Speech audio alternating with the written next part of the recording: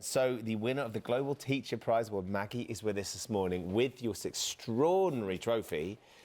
What an amazing accolade to have. I'm sure you never got into teaching to win a prize like this, but it must be quite nice to receive. Yeah, teachers usually get into teaching to make a difference, but you're usually not in there to chase down trophies. But I can't thank Sunny Varkey and the Varkey Foundation enough for coming up with this brilliant idea, which really just shines a spotlight on teachers and educators at large. So it's just fantastic. The teaching is extraordinary, and where you have taught.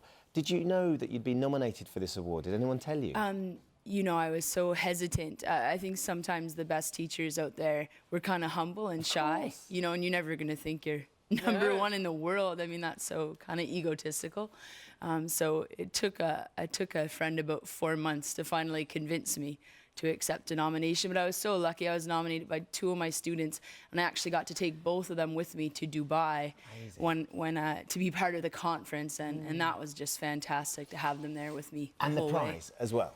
I mean, because it's, sorry, Kate. No, let's talk about it. $1 million US dollars. And as we know, teachers aren't the best paid jobs. I mean, it's a much more of a vocation and a calling than it is a sort of a financial reward. Yeah, the $1 million does call attention to the prize. On this trip here to London, I was able to take 10 inner city school children out on the River Thames for a morning of kayaking. It was fantastic. And I hope you spend a bit on yourself too, though. Give yourself a treat along the way. I'm a gym teacher, so sometimes I get new tracksuits. Nice treat. I like that. One of the things that you had to tackle was a real mental health problem within this community, wasn't there? There had been 6 suicides, I think, in just a year when you were there, and that's something that we haven't probably paid enough attention to here in the UK. We're very aware it feels like every week there's a new survey saying about the challenges that youngsters face in that area.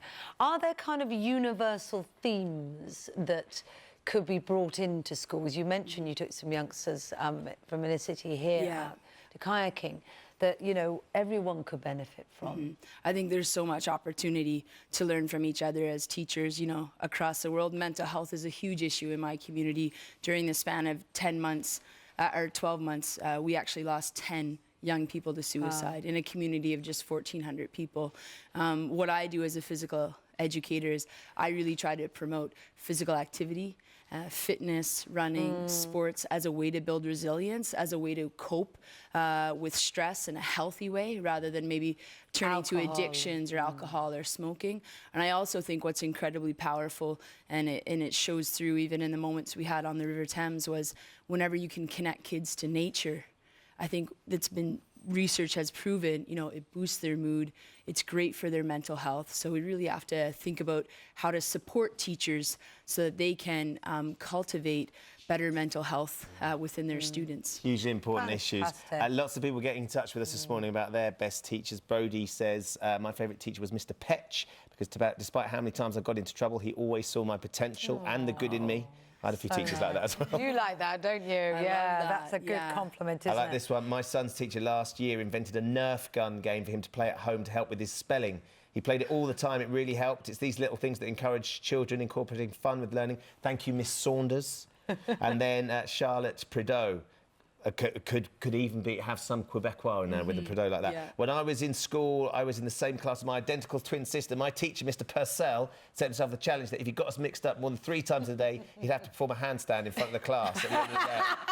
He was my favourite teacher. I bet he was. All you need the problem is, wouldn't that mean that you then take on the challenge to try and fall in more than 3 times a day to do it? Some amazing moments. Maggie, it's lovely to meet you. Thank you so much for coming in. If I may say, if you know a great teacher, go to the Global Teacher Prize website and nominate them now. Quite right. I just need that. So we always get nominations and awards for actors and singers, which is great too. But let's get some teachers Greatest with a teacher shine. in the world. That's amazing, Maggie. Lovely to meet you. Thank you so much. Thank you for coming And in. I don't feel like I'm in trouble. Usually with teachers, I feel like see me later's going to appear. Sitting You're doing very well. Oh, thank you.